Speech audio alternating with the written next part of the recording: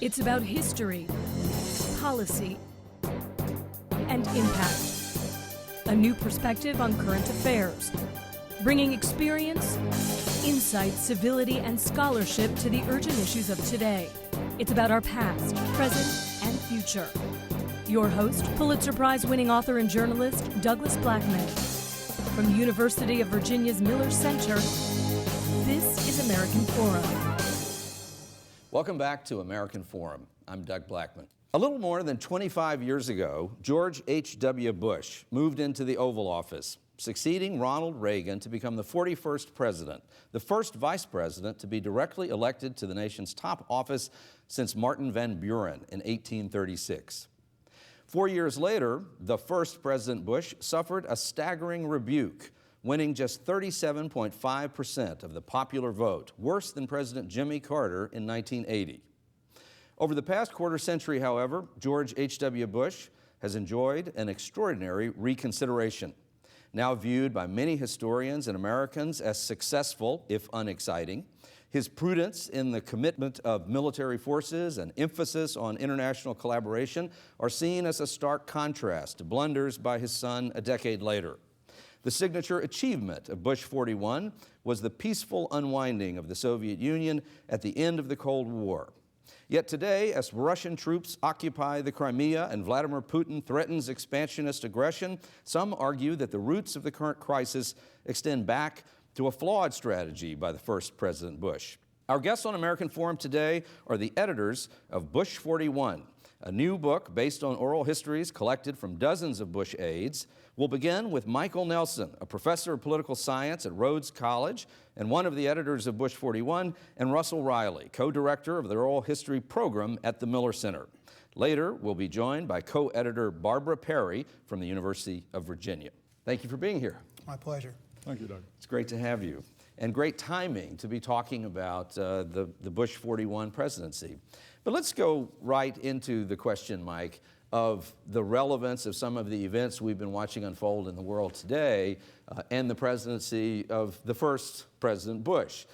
His signature achievement was at the time and for many years what seemed to be a very successful management of the end of the Cold War and the unwinding of the Soviet Union, his more aggressive posture than that of President Reagan, his predecessor, in relations with Mikhail Gorbachev and the Russians.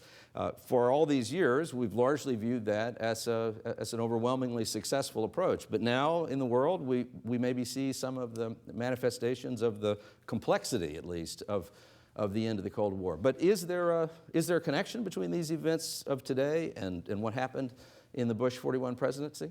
Well, it's really interesting that when President Bush took office, he was much more cautious about embracing Mikhail Gorbachev, the Soviet leader, and the reforms that Gorbachev was advocating, in part because of his experience. George H.W. Bush had long experience dealing with foreign policy, CIA director, U.S.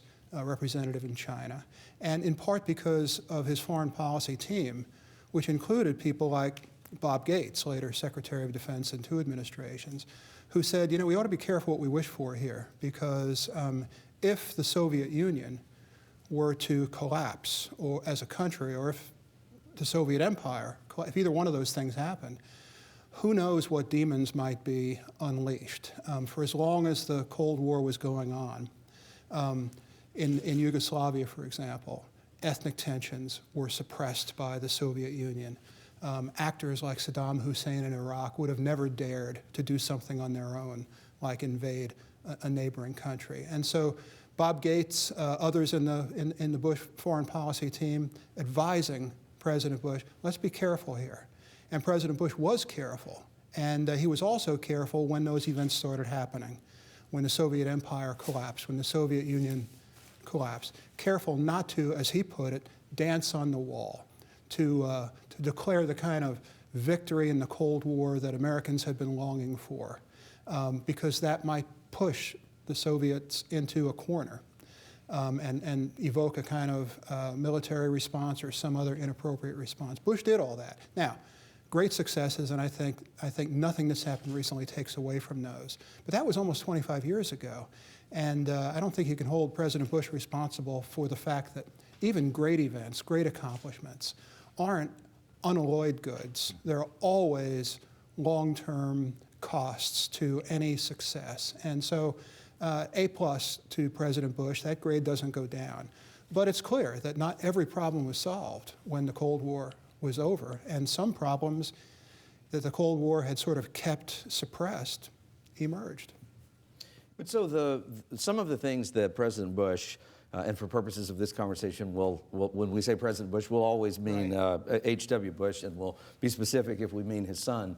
But the view of President Bush and his close advisors like Brent Scowcroft and Bob Gates, who goes on to serve many further presidents, but their concern at that moment in 1989, when everything's coming apart in the Soviet Union, was that perhaps Reagan had been too friendly or too accepting of the idea that everything was going to go well in Russia, that Gorbachev would be able to stick to the reforms, perestroika and glasnost that he was talking about. Well, you're right. I mean, the new administration that President Bush headed when he took office was a little more cautious than the outgoing president, Ronald Reagan, had been. But we're only talking about a few months here to kind of stop and pause and think through the consequences if we got what we wished for, which was a positive relationship with Mikhail Gorbachev, which was increasing freedom for the nations of Eastern Europe, which was increasing freedom within the Soviet Union.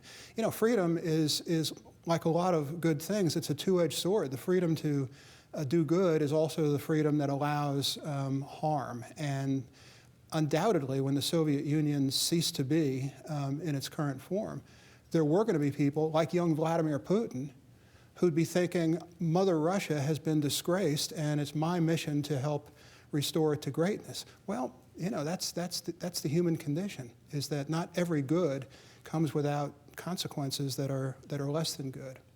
You began early addressing the fact that Bush was the first sitting vice president to be elevated to the White House since Martin Van Buren. And I think a lot of Americans don't fully understand how complicated the Bush presidency was because of that one reality, that Bush was coming in as a faithful son to a political giant, a man who had helped define the politics of his time.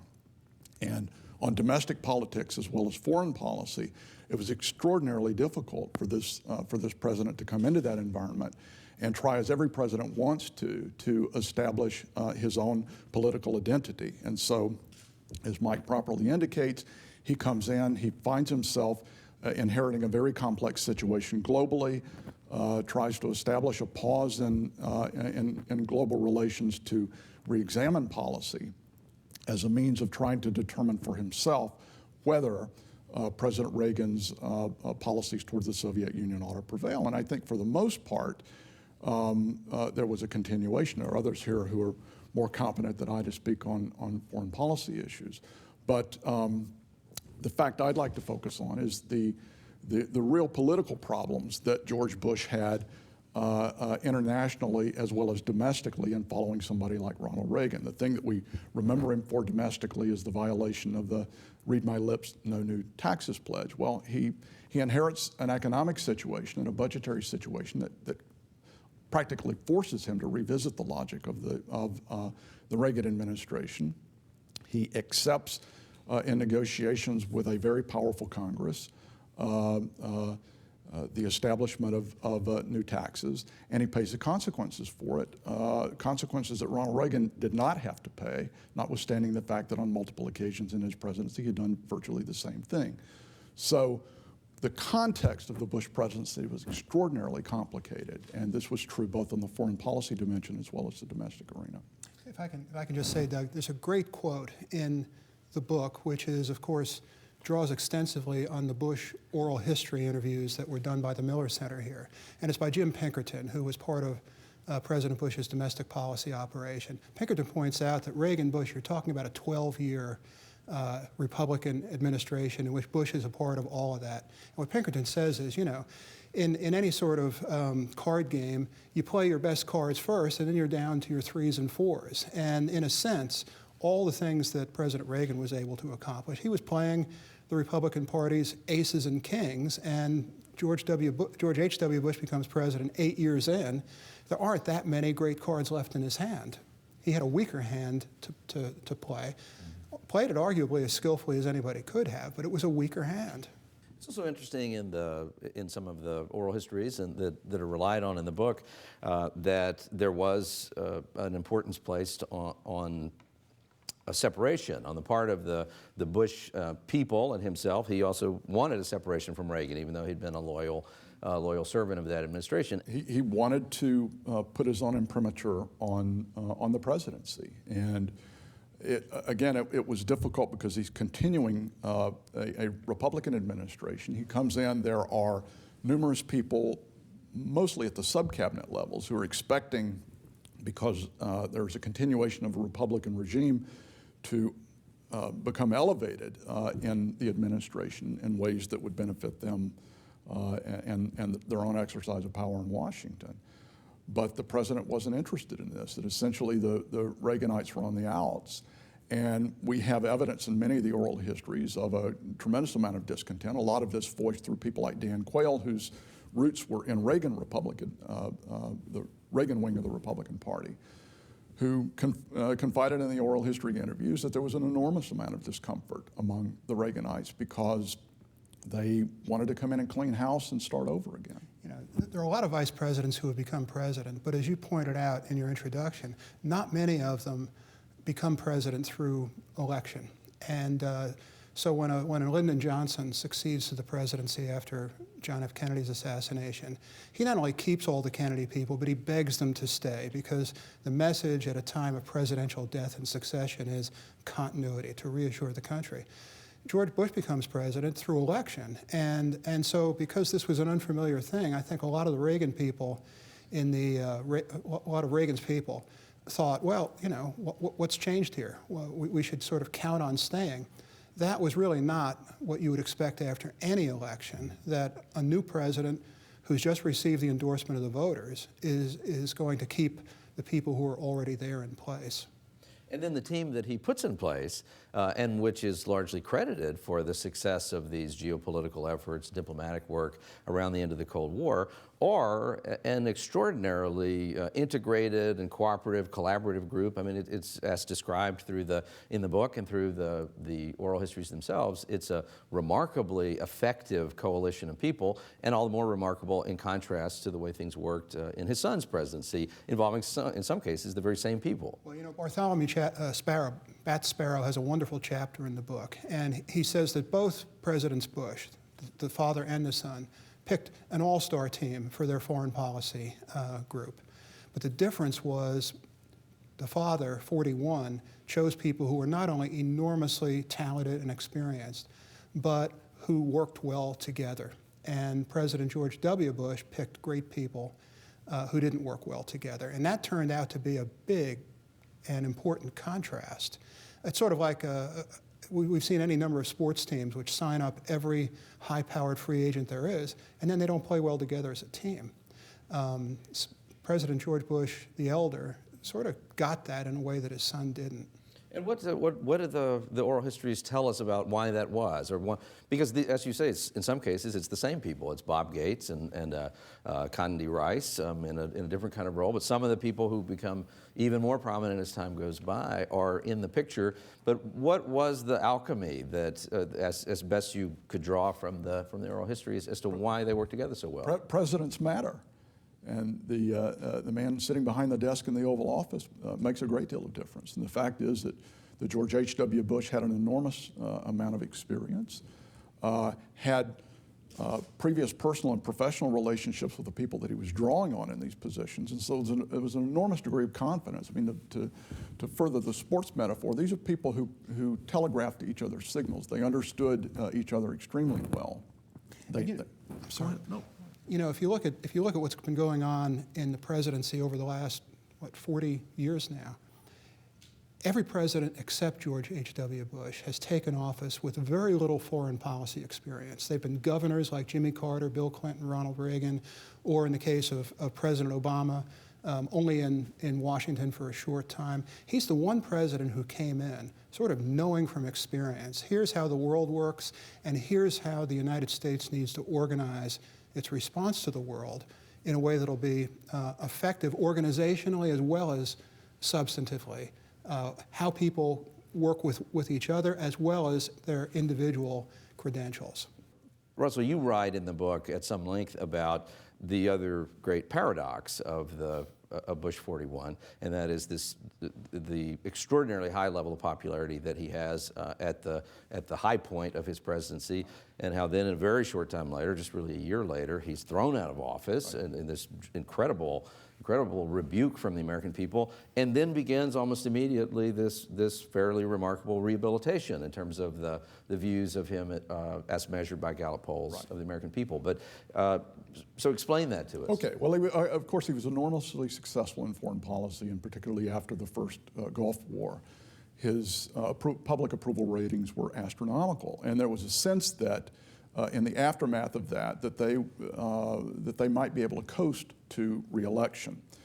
By late 1991, his pollster Fred Steeper is doing surveys and is seeing some very worrisome trends, and he pens a memo to the president, something along the lines of beware the Churchill parallel. And his concern is that this enormous foreign policy success in the administration is not going to be sufficient evidence to the American people that this is an administration that ought to be carried over into a second term.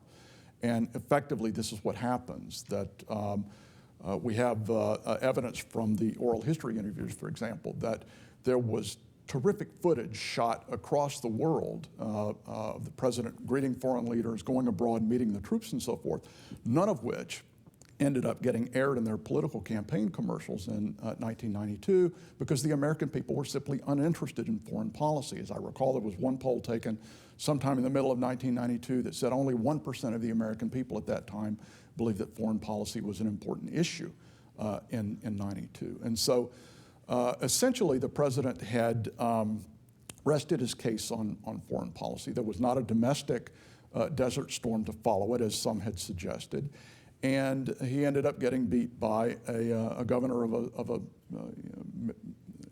mid-southern state that had only a modest amount of foreign policy experience.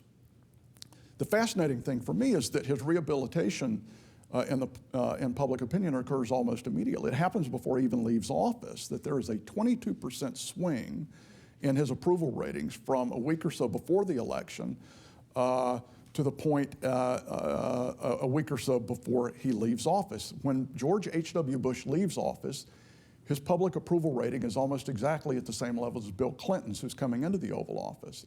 And the first huge leap in President Bush's opinion after he leaves office occurs in polls that are taken in 1998, early 1998, at about the same time that the name Monica Lewinsky becomes a household word here. Now, it would come as small surprise that a man who was a fabled family man who had a very, long-standing marriage would be viewed favorably at a time when people are concerned about President Clinton's behavior in the Oval Office. And then, unsurprisingly, you see the president's popularity ratings begin to fall after 2000. I think it peaks in 2000. It begins to deteriorate a little bit. The polling questions, the reference to him has changed from President Bush to President George H.W. Bush, the father of the current president, to distinguish them. But his popularity rating really tanks after 2006, which is when Iraq begins to fade and Katrina is a problem. So you're saying he's dragged down by the perception of his son. That's correct. George Bush, I think had the gratitude of a country for doing a job, but now that the job was done and there was a new set of tasks to be undertaken, bring in a new guy. And so there was no bitterness toward Bush, but it was just a sense of he's not the guy we need for the next 4 years. And in the oral histories, as you're talking to the to members of the administration at the time, advisors to the president, what's their reaction to the fact that the country, is believing that there's a greater economic malaise than the administration believes? And President Bush at one point comes out and says, "What recession? I don't see a recession." And then the footage such as the president in the supermarket looking at the scanner. We now actually know that it wasn't the first time he'd seen a grocery scanner. He was marveling at the model of it, of the particular scanner. But what was the reaction inside the administration as evidenced through the interviews? You know, when people lose an election, the response is never, we screwed up. It's always, we did the right thing, but somehow we got cheated out of the public knowing that. So a lot of the Bush alumni say, you know, actually the economy was doing fine, but the media didn't report that. Or Lawrence Walsh, the independent prosecutor who'd been investigating the Iran-Contra affair for years, right before the election, issued some indictments and suggested that Bush, although he hadn't done anything illegal, had known more than he'd admitted. They'll blame that. They'll think the polls were showing they were going to win, but for these last-minute maneuvers. The fact is that George Bush didn't win the election because he wasn't offering the voters a reason to think that he would address their concerns during the second term. But Mike, let me offer a slightly different take on this. And in my reading of the interviews is that there is a lot of mea culpa in these interviews, that there are a fair number of staff members who are bitterly disappointed that they misserved their principal, that they believed that George Bush was a good president, a great man, somebody that they would like to have continue in office. And the fact that they failed, particularly against Bill Clinton, for whom there is no love within at that point within the Bush networks. Now they've sort of reconciled themselves in the post-presidential epoch. But that there is a significant amount of soul searching about how could we possibly, given the fundamental circumstances of our time, not have served this man better, not have figured out how to get the message out, not have beaten the media at the game. We're smart enough. Somehow or another we failed. And what sorts of conclusions or what sorts of answers did they have for their own questions of how could we have failed? Did they offer answers to those questions? Sometimes they did. I mean, there is some finger pointing in these, and that's good for us because it gives us an opportunity to get a sense about where maybe the blame does rest if failings are made. But I think that the immediacy of these interviews is such that people are happy to grapple with these questions without coming to any firm conclusions. They leave those to the historians, as President Bush himself has said he would. We didn't have an opportunity to interview him. I regret it. The run of the project took place for the most part during the course of his son's term in office. He was always very careful not to do anything that would create complications for his son, and so it was a missed opportunity. Russell, you weren't able to interview President Bush himself, but you did have Vice President Quayle and quite a litany of other major figures who are important both in that presidency and many of them later in others. How many people were interviewed, but also how many people were interviewed? What's the spectrum of the kinds of people? Who were you trying to get to? How long did it take? And ultimately, what exactly is the value of that level of granularity about a presidential administration? Sure. Well, let me talk about it sort of from the conduct of it, and Mike may have some things to say about the uses of these materials when they come out. The project ran a little over 10 years. That's not ideal. It's too long, but again, because of the circumstances of his son's service in the White House, there was a reality there that we had to deal with. The interviews began in 1999.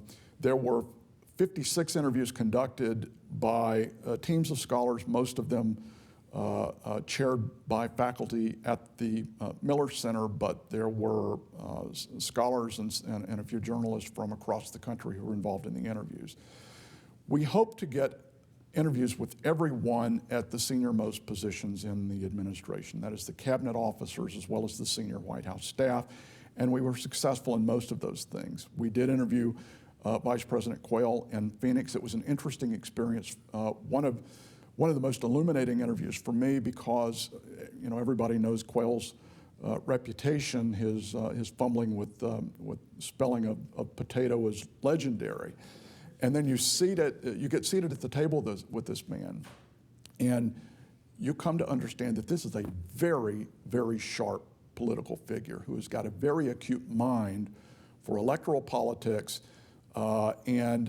One of the things that I think that you learn from these experiences is the caricature that you see from media portrayals is often very much at odds with the reality. And in fact, when I teach my classes on the presidency, I almost always tell them that you can have, I think, greater confidence in the people who are leading this country based on the content of these interviews, because you come to understand that there really are first-rate people staffing the United States government at the highest level. How do you guard against that? Obviously, these are overwhelmingly fans of whichever president it is. Well, nobody should write a history of any administration by relying entirely on oral histories. But nobody should write that history without consulting the oral histories was there. It's just another pool of valuable information. And you weigh what you hear against the documentary record, against other forms of historical evidence.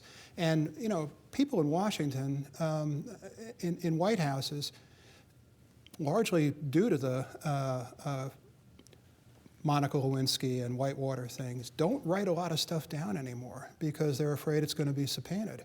So you don't have the rich written record coming out of recent administrations that you used to have, which makes oral history, what people remember, all the more valuable if you realize the very things you said, that people are speaking from their own perspective. You've got to take that into account. But I also think that in our experience, people have been self-critical. Part of this is because the ground rules for these interviews is that they're all conducted under a veil of confidentiality, and the standard oral history procedure is that until they're comfortable releasing a document in the form that they're comfortable releasing it in, we're obligated to maintain those confidences. We've done interviews for the Carter administration in the early 1980s that still haven't seen the light of day because we don't have the necessary clearances and we're under a legal and ethical obligation to protect them. That creates a dynamic at the interview table that allows people to be somewhat more confessing of their own sins and other sins than they would be under circumstances where they're afraid that what they say will show up on the front page of the New York Times. How often does it happen that there's a subject of an interview where your reaction is not just, oh, this guy's a lot more interesting than I thought, but this guy's lying through his teeth? You know, how often does that happen? Yeah, we occasionally get instances where you feel that somebody's not being completely candid or honest with you, and we do the best we can to bear down on it. We're not allowed to divulge the sources of the information that we get, but if we're hearing something at divergence with what we're hearing from other interviews, of course we bear down on it. I mean, these are no holds barred interviews. Fascinating. Well, thank you for that. Let's take a very short break, and when we come back, we'll have joining us Barbara Perry, another scholar of the presidency and co-editor of Inside the Presidency of George H.W. Bush.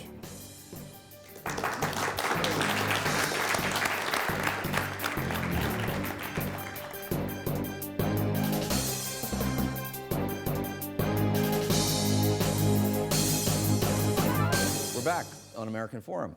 Joining us now is Barbara Perry, a senior researcher at the Miller Center at the University of Virginia, co-editor of the book based on the recently completed oral history project looking at the presidency of the first President Bush, number 41. Thanks for joining us, Barbara. Thank you, Doug. Barbara, you are a scholar not just of the presidency, but you've kind of specialized in some respects in presidential dynasty or presidential families, the sort of human aspect of the presidency and the people who relate to presidents of the past, in particular the Kennedy family. When we look at the Bushes, we also are now seeing the beginnings of a presidential dynasty, and in the present time, increasingly the possibility that we may see a third contender to be a President Bush. But talk about the Bushes as a presidential family and as a dynasty of sorts. Is that something that Bush 41 imagined for his family as he rose to national prominence and power in the way that President Kennedy's father very much so imagined for the Kennedys? Well, of course, President Bush 41's dad was a U.S. Senator, so, and you can even trace some political roots back beyond that on both sides of the family. But I think that President Bush 41 didn't necessarily think that any one of his children would become president after he had served, but certainly if he had thought about that, it would have been his second son, Jeb Bush, who did become governor of Florida. And everyone knows the story, I think, particularly if they've seen the movie W, that there were some rocky relations between Bush the elder and Bush the younger, or Junior as he was sometimes called, or W. And that is that he had a very rocky beginning to his young life, didn't quite know what he wanted to do, by his own admission had issues with alcohol. And perhaps some drugs along the way.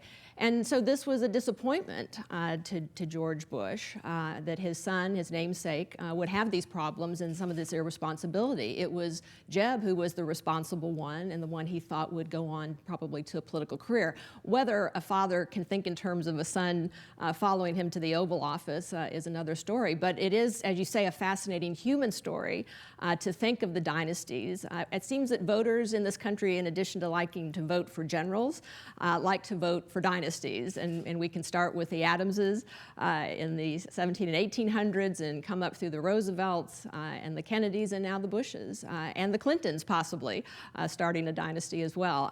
I think I tend to focus on my namesake, Barbara Bush, when she says, are there not other families who could produce presidents of the United States?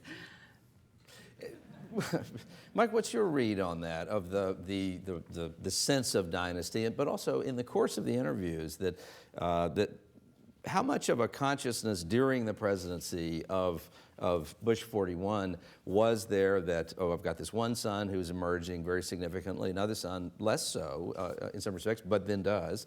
But how much of a part do family members play, or how often do they come onto the stage in the course of the oral histories, and what seems to be the perception of that aspect of the president's life during the time that he's in the White House? Well, it's an enormous advantage to be the son or maybe someday the daughter of a president, because people know your name.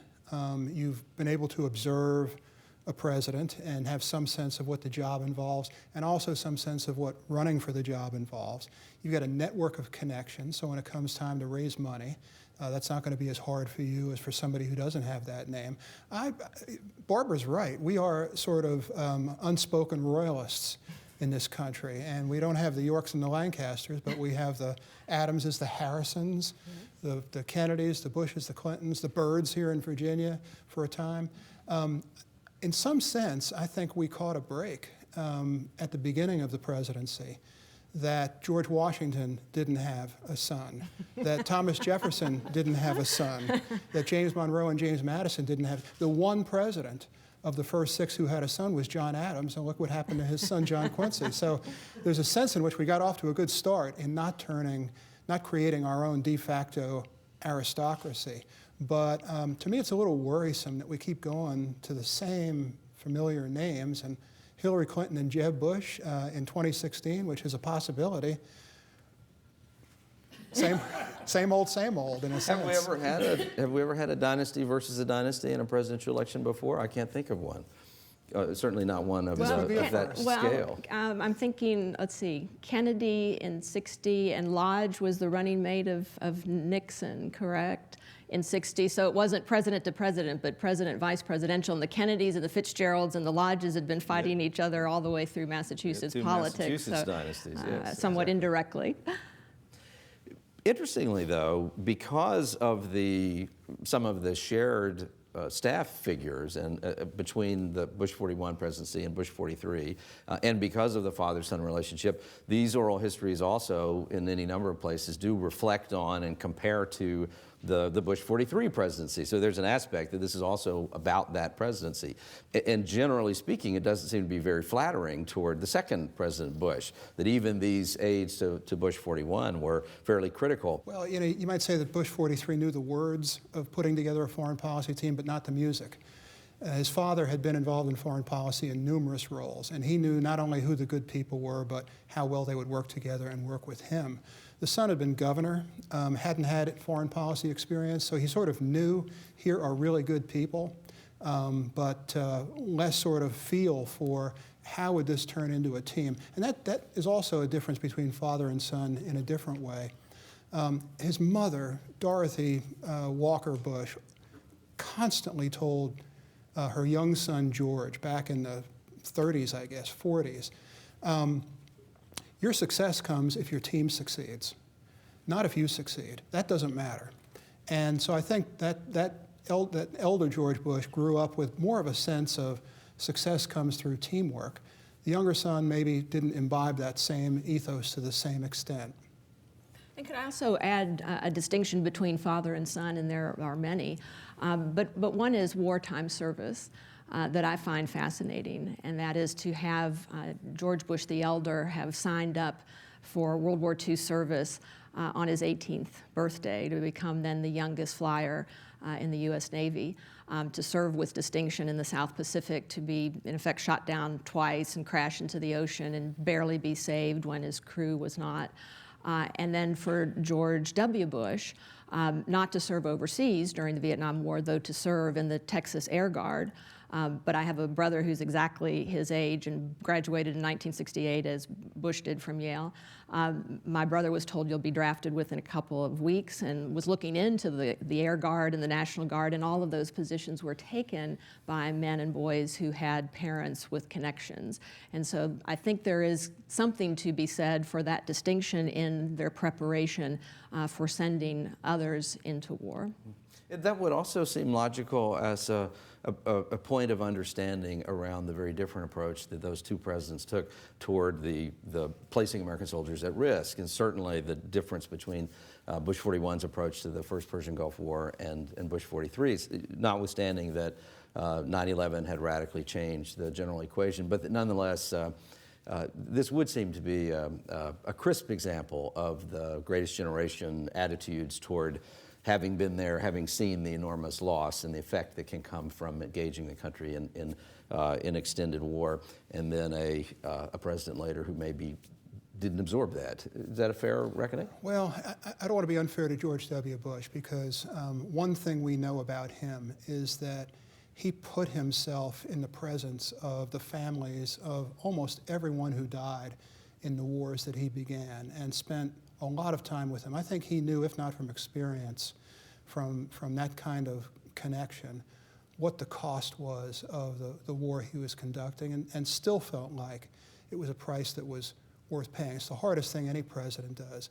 But it is true that, for example, if you look at the percentage of members of Congress who have military experience, it's just gone down and down and down. And that's true of presidents as well in recent years. So to the extent that somebody has been in the line of fire, that was a more common experience than it is now, with whatever consequences that difference may have. And George Bush the Elder will be our last World War II president, our last World War II generation president, last to serve.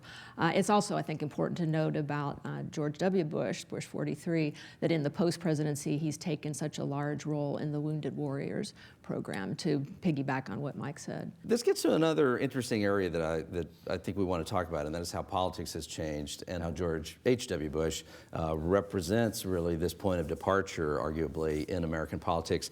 Here's this person of great character, I think there's no doubt about that sort of sterling individual, whether you like him or don't like his politics, but who did, in the politics that got him elected, that helped to defeat Michael Dukakis. He is associated with one of the most nefarious, by many accounts, political advertising about a murderer and rapist who had been released from prison by Michael Dukakis when he was governor. Arguably a pretty gross misrepresentation of what had happened there, and that is an element of how President Bush ends up as president of the United States. In later years, we see, not from President Bush, but we see the military records of other figures like John Kerry, to some degree John McCain, and eventually there are even some efforts to go back and resurrect the shooting down of Bush 41, and questions are raised after the fact about, was his account of events exactly what happened? Or I think there was even an allegation at one point that was he part of strafing a group of survivors in a boat off of a sunken Japanese ship, as I recall. But so he's involved, or his campaign is involved, in what is viewed at least as a new kind of bitterness, a new willingness to attack people at a more below the belt kind of level. Here's an irony that the elder President Bush, a person of enormous character, ran a campaign that was, I don't want to say a dirty campaign, but it was a strongly negative campaign. Why? It's not the kind of thing you would expect from that man. I think the irony is, or the explanation for the irony is, that George Bush felt like politics was a dirty business, but it was what you had to do in order to be able to govern, which is what he relished, which is what he loved. And because he thought politics was a dirty business, he basically was willing to run whatever kind of campaign his political honchos told him was necessary. He just thought, that doesn't really matter once you take office, because now you're past all that, you've paid that price. But the truth is that the campaign he ran in '88 really didn't set the stage for any sort of positive agenda when he took office.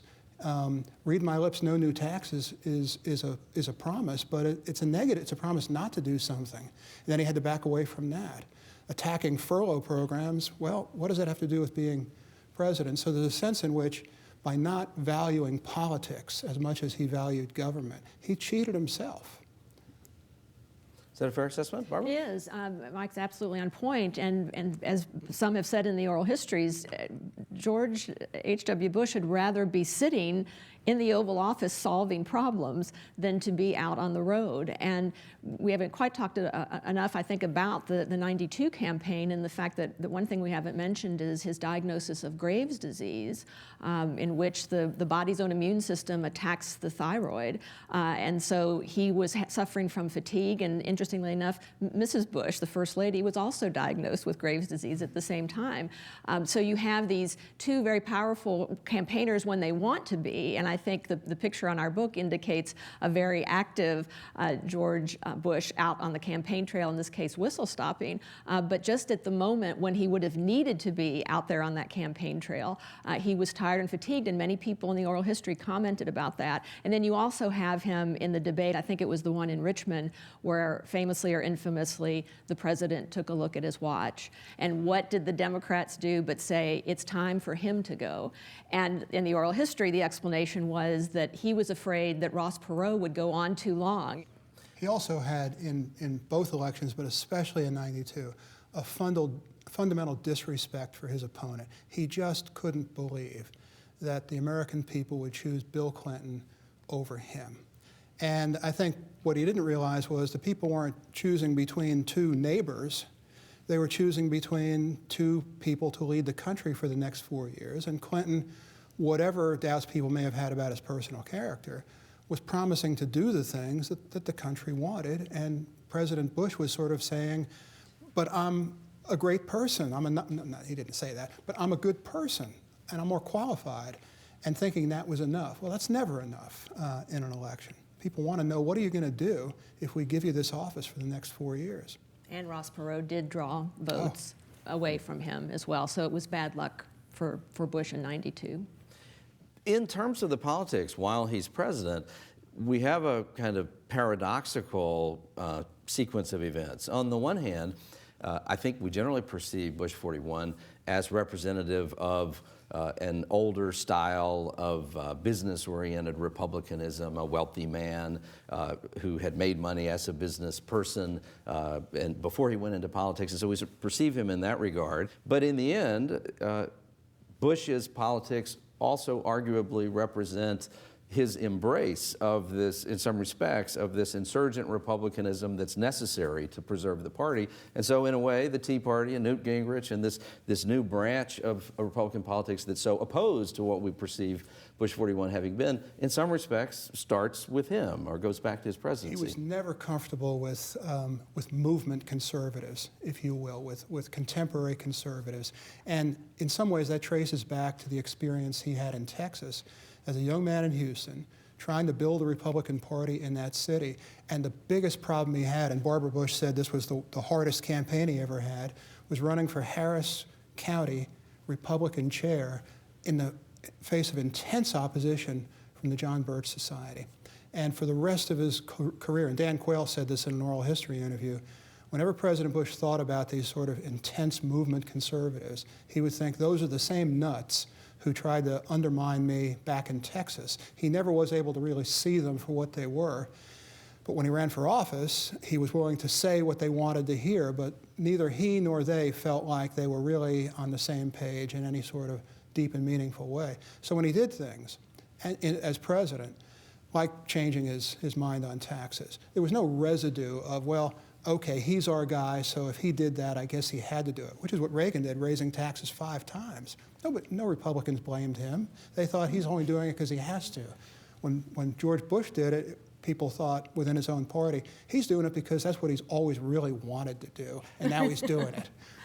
And in 1980, I was just refreshing my memory about his selection as vice president, as the nominee and running mate for Ronald Reagan. And people might remember that there was this talk on media at that time during the convention, the Republican convention in 80, that there might be a deal done, and that there was a deal being done between Reagan and former President Gerald Ford. Co-presidents. They'd be co-presidents. And when those negotiations fell through, it was Richard Allen, who was working for Reagan, who was calling up George Bush to say, would you be interested in being vice president? And there was not any love lost between Reagan and Bush.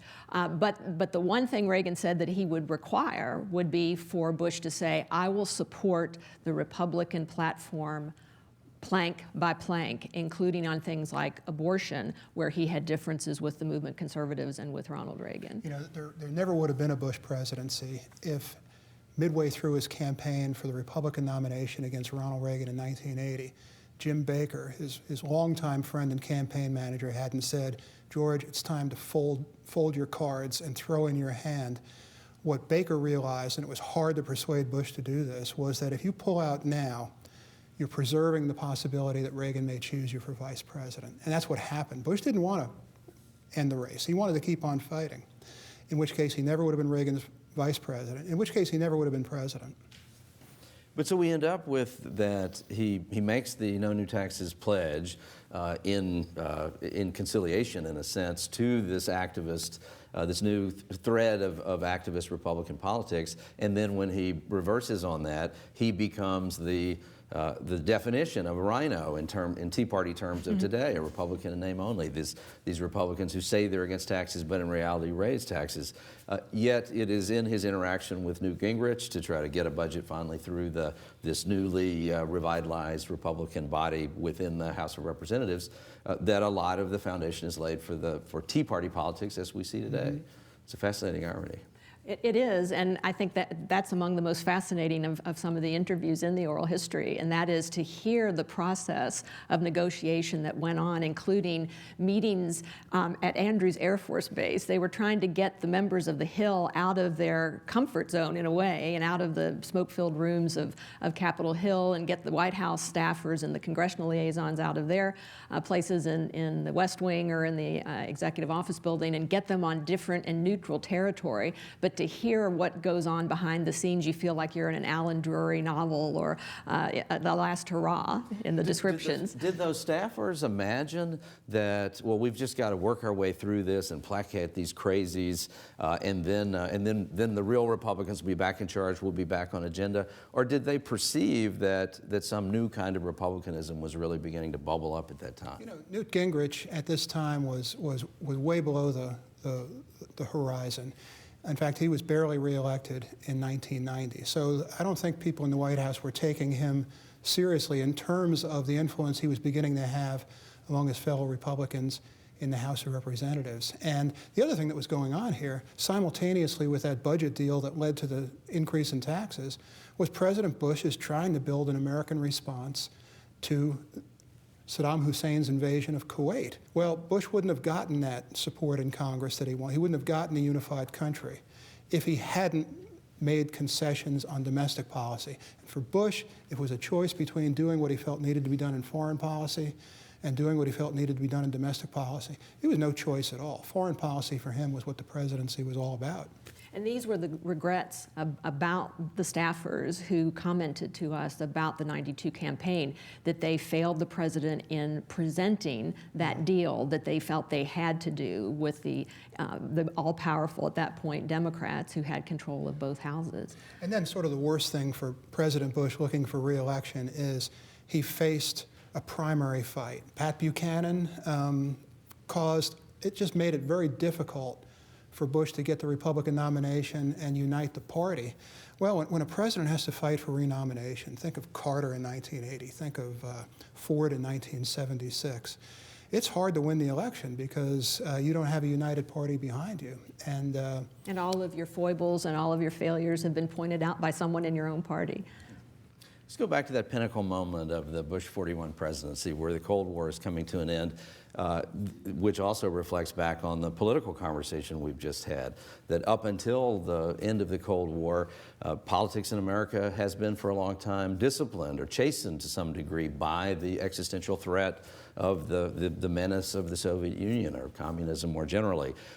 Respect for the presidency as this tip of the spear in this global battle with communism is a part of why the office has to be respected, why there are boundaries that shouldn't be crossed even in politics. The end of the Cold War throws all that wide open. It takes a while for the inmates to realize that the doors have been unlocked, but it begins.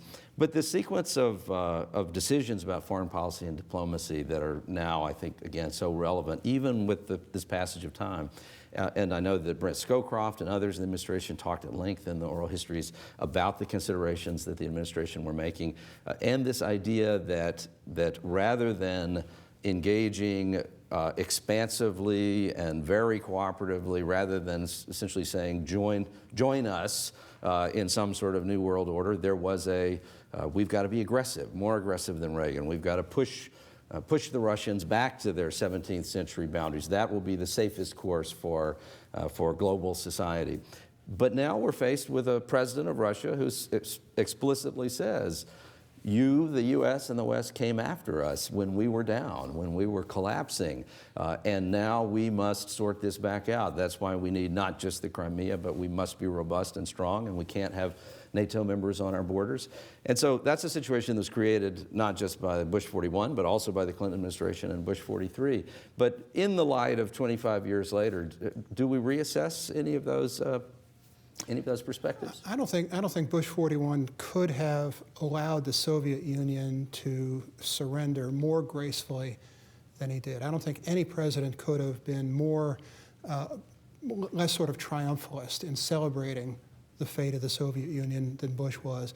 Even so, the former Soviet Union, especially the Russians, were bound to feel humiliated, no matter how graceful President Bush had been or any American president had been.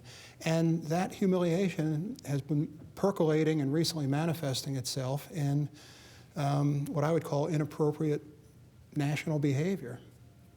And isn't it an irony that we've talked about how the Cold War let the top off for, let's say, Eastern Europe and the religious and the ethnic rivalries there to bubble up, but it also happened in this country that the political differences bubble up as well, and we become more polarized than in the Cold War era? Sometimes I find myself saying, bring back the Cold War. It was such a saner time. Just we were all on the verge of destruction. In the end, as we look back on after Bush 41 is no longer on the scene at whatever sad point that day comes, what is the big, broad lesson of his presidency? What's the value of this American leader who, in the end, served as president a fairly brief time, and whose legacy will struggle to be remembered against the one who came just before him and some who came later? But in the end, is there something profound that the American people should remember from Bush 41? Well, I think in some ways the best things President Bush did as president involved restraint, so that when the Soviet Empire was collapsing, he didn't dance on the wall. When the Soviet Union started decomposing, he didn't turn that into a cause for celebratory and humiliation for the Soviet Union. When the economy was starting to pick up in '92, as big a price as he paid politically for it not happening as quickly as he would have liked, he allowed that to sort of keep on happening, and trusting that natural economic forces were going to address the problems. Restraint is a negative virtue, right? It's the things you don't do that in hindsight look awfully smart, but at the time don't seem like anything at all. And so I think in some ways the best lesson for President Bush can convey to his successors is do things that may hurt you politically, but what will turn out to be the right thing in the end. Don't always feel like you have to act. Don't always feel like you have to put yourself in the spotlight. You may suffer politically, but the country and the world will be better off. And political scientists and historians always note that most presidents' approval ratings go up significantly after they leave office, and the longer they're out of office, the more approving the American people are of these presidents.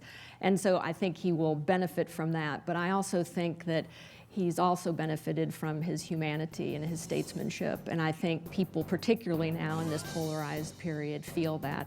And when it does come his time to move on, I think there'll be a sort of a Georgie we hardly knew ye, particularly as he is compared and contrasted with his son and some of what will be viewed as excesses of his presidency. I think Bush the elder will come out very well.